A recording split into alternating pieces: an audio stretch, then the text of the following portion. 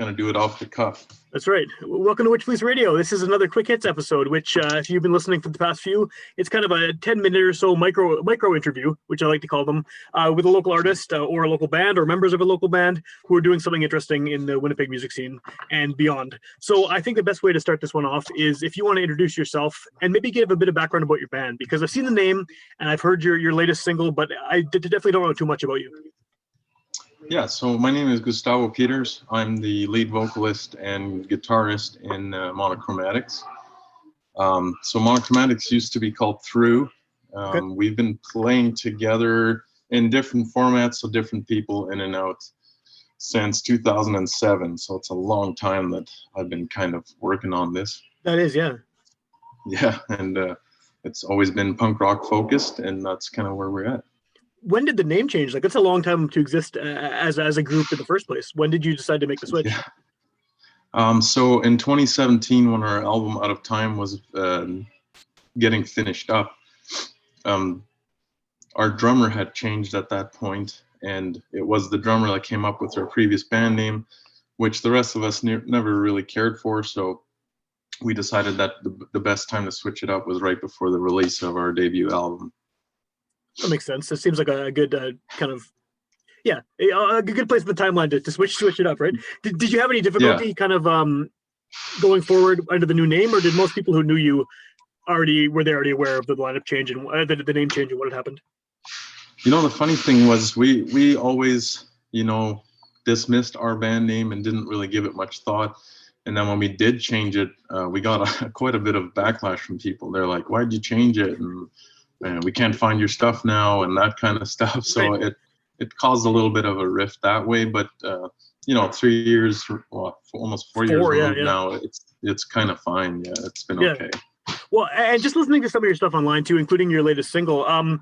I mean, like you said, obviously punk rock is the direction that you go into. You go musically, but what do you think is the appeal of that kind of style of I don't know if you want to consider it skatepunk or even maybe some pop punk leanings, and that's a genre of music that's been popular pretty much every decade. It has a little bit of a boost and it gains in popularity, and it doesn't really change much though. I mean, what you're doing now, it could have existed in the 90s, and I don't think it would have sounded much different. So what do you think is kind of the ongoing appeal of that style of music? I think there's a lot of nostalgia in it. I think if you, I don't know your age, but if you think, I grew up with Blink-182, and whenever I hear other skater punk, whether it's from 2021 or it's from, like you said, the 90s, it hasn't changed a whole lot. Where I do see some change coming in now with guys like Machine Gun Kelly switching over to punk rock rather than hip hop. So, but he brought a lot of those electronic elements into it, which I actually kind of thought was cool. So it's a cool way to refresh it.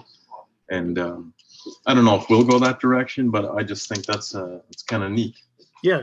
Well, do you find that a lot of the people who listen to your stuff are people who grew up in a previous era of skatepunk, and have just kind of come along for the ride? They're like, "Oh, I like this stuff. This is the same stuff I listen to." Like you were saying, you grew up with Blink-182 and stuff, right? Yeah, I think so. When we were still playing shows, we'd come to the Cavern or whatever in Winnipeg, and I'd see a lot of people, my age, but I'd also see a lot of kids. Yeah. And the kids sometimes have no clue what it is. Like I think for some of them, we've been like their first introduction to it. Okay. And we've had really good. Every time we've played in Winnipeg, we've had good rapport with the audience. Like they've given us positive feedback, and we've never felt like we didn't belong or anything like that. It's always been good. Well, that's cool. It's a good vibe to get for sure from playing shows. Yeah. So what's I guess what has this period of pandemic been like for you guys? Because over the course of the past year and a bit, depending on who I'm talking to, people have had, everyone's been affected in some way, right? As far as being able to play music live, that's pretty much not an option right now. Have you guys been able to get together at all, or write music, rehearse, anything like that? So we haven't been able to rehearse in over a year now. Wow. I had my first baby in January, so that also threw a wrench into the whole mix. Yeah. But what we have been able to do is, I'll set up a blanket fort in the garage, and then the drum, we set up drums underneath that. And so the drummer will come in and I'm still, you know, separated. So there's no contact really between us. We can record drums and then I can send stuff to the other guys and they send stuff back. And we've been able to piece stuff back together. And that's actually how we recorded all 3 of the latest singles that you see on Spotify or Apple Music, wherever you listen. It's just kind of how we work things out. Do you feel like the songs themselves have a different vibe at all because you've sort of worked them out that way? I like it more, actually. Really, eh? I think, yeah. I find that writing in the software versus writing in the garage, you actually put more thought into it. Okay. What's the main difference, I guess? Like, what makes it?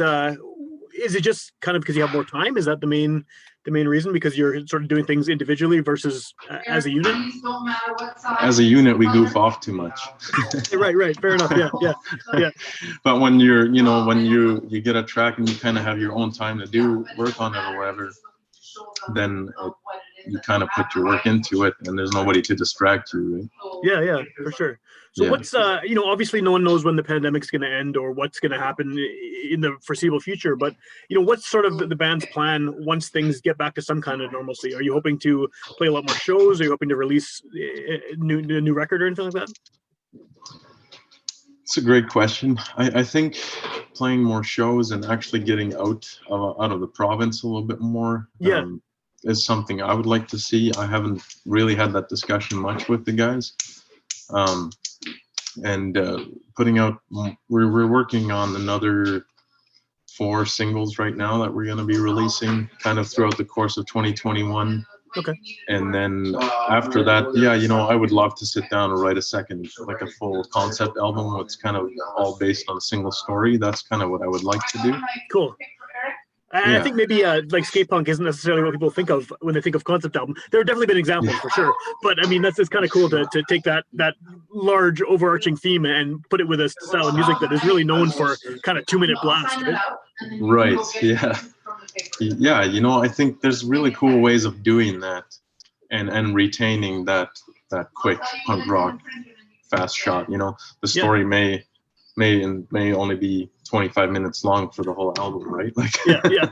But people are expecting that from a punk band, right? They want to hear a 25-minute album for sure. Yeah.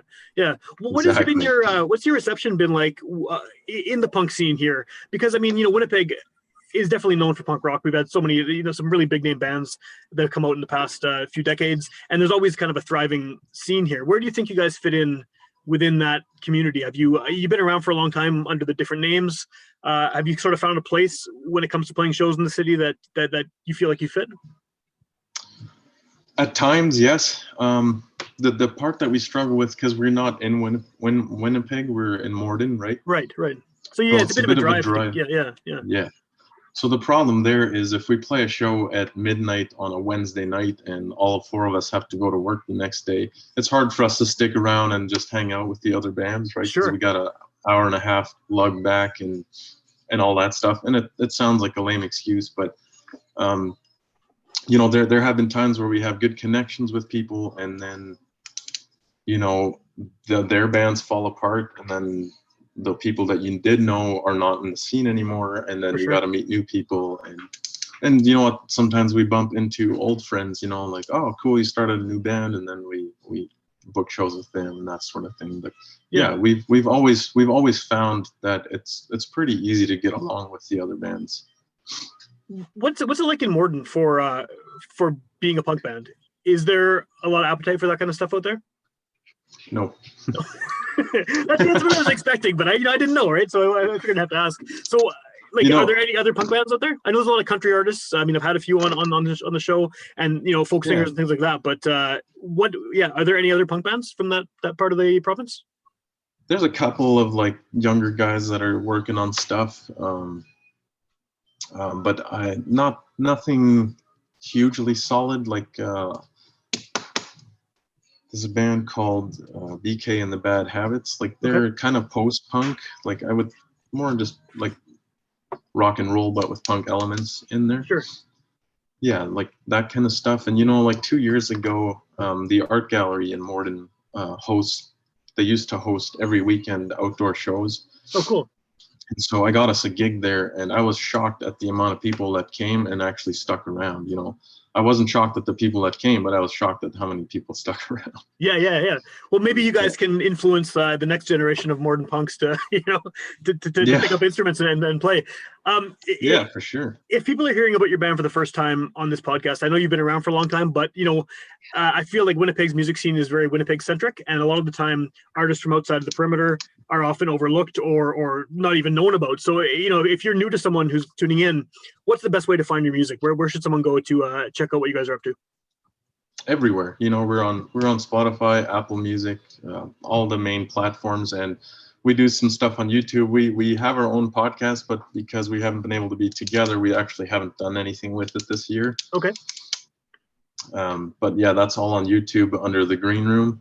Oh, that's you guys. Okay. Yeah. I've seen that for sure. That's awesome. Yeah. Okay, cool. Yeah. And so, that's where we have a couple music videos and a lyric video for Anthem we did. And you can find us there, and Instagram. We're pretty active on Instagram if you want to DM us or have any questions or that sort of thing. Would Instagram be the place to go if people want to find out about future shows once things hopefully ease up a bit on the COVID front? 100%. Yeah. Cool.